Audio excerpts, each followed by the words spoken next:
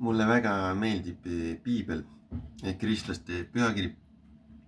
Ma ei ole ekspert, aga mul on meeles, et Vanas Testamendis on selline koht, et Jumal ütleb inimestele, et tooge siis ometi kümnis varaid ja proovige mind sellega. Et see on seletatud niimoodi siis, et 10% oma sissetulekust anneta kirikule näiteks. Et noh, anna Jumalale tagasi 10%. Ja siis Jumal õnnistab sinu finantsilist elu.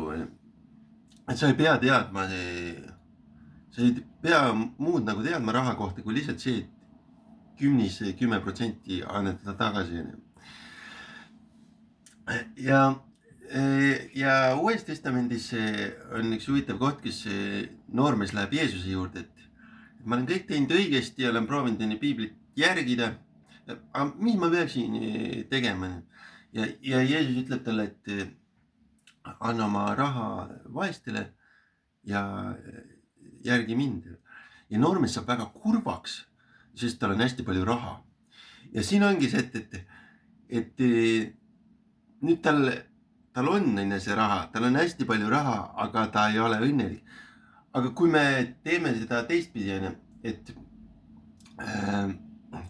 meil on raha, aga me oleme 10% andnud ära, annetanud, siis me saame nautida seda elu, et me oleme nagu õnnelikud selle. See on natuke nagu naljakas minu meelest, et see noormehel nagu on raha, aga ta on kurb, et ta on rikas, aga ta ei tunne sellest rõõmu. Aga kui me oleme 10% ära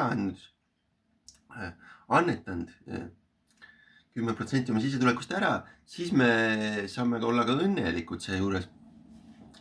Ja see päris huvitav, et ta ei tunne rahast ka enne rõõmu, et tal on palju raha, aga ta on selle pärast kurb, et tal on palju raha. Et mis siis teha, et siis tuleb teha see ususamm ikkagi ja annetada.